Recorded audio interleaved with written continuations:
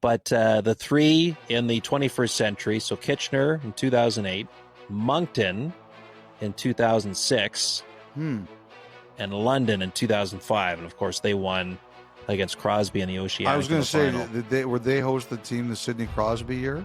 Yes. That's the one everybody remembers. Right, because it was Crosby, because it was the lockout, so all eyes were on that tournament. Do you remember the last time a host city won the Memorial Cup, whether they won their league playoff or not? Oh wait, wasn't it like recently? Maybe. Is it Saginaw? A year ago? Yeah, it was Saginaw last year. I was trying to go through my head and remember the recent winners. Yep, Saginaw last year. Trick question. And you fell for it. Okay, last one, Elliot. You ready? Yeah. This is from Liam Chu Fu, who is the governor of the Swift Current Broncos. Okay. Hello, Dom, Kyle, and the other guy. I really enjoy listening to the pod and wanted to share this nugget about playoff Stuart Skinner. In 2018, Skinner backstopped the Swift Current Broncos to the WHL Championship.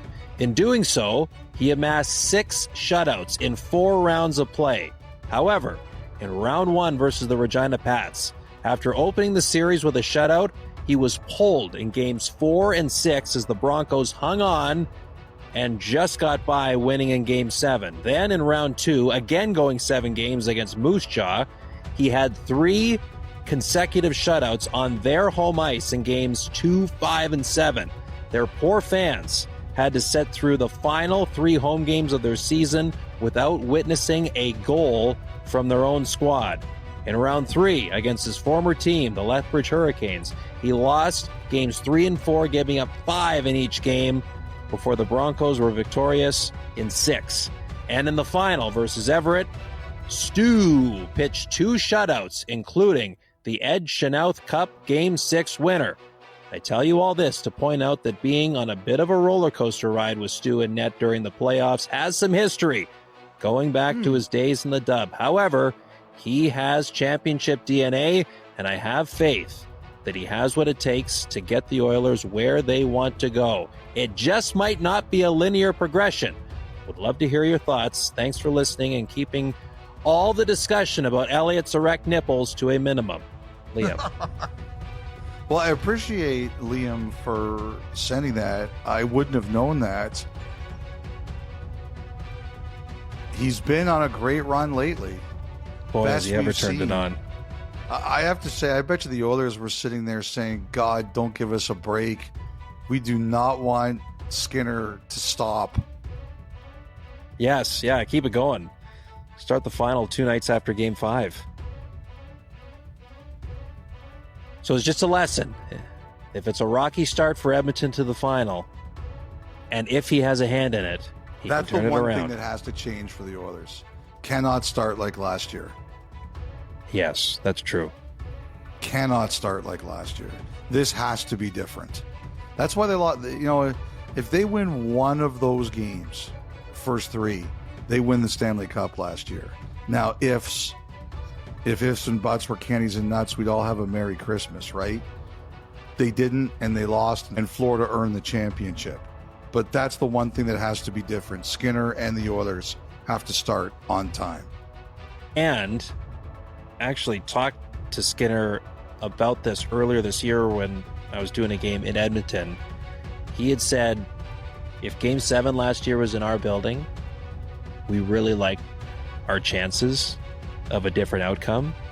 And this time around, if it gets to a Game 7, it'll be in their building. They are great at home. That's good to know about Skinner. Yeah. Yeah. Thank you, Liam, for submitting. Thank you, everyone, for submitting. And for Griffin Porter for putting that all together. 1-833-311-3232. If you would like to call in and leave a voicemail, or you can email us at 32thoughts@sportsnet.ca. One more break, and we'll wrap this thing up. You're listening to 32 Thoughts, the podcast.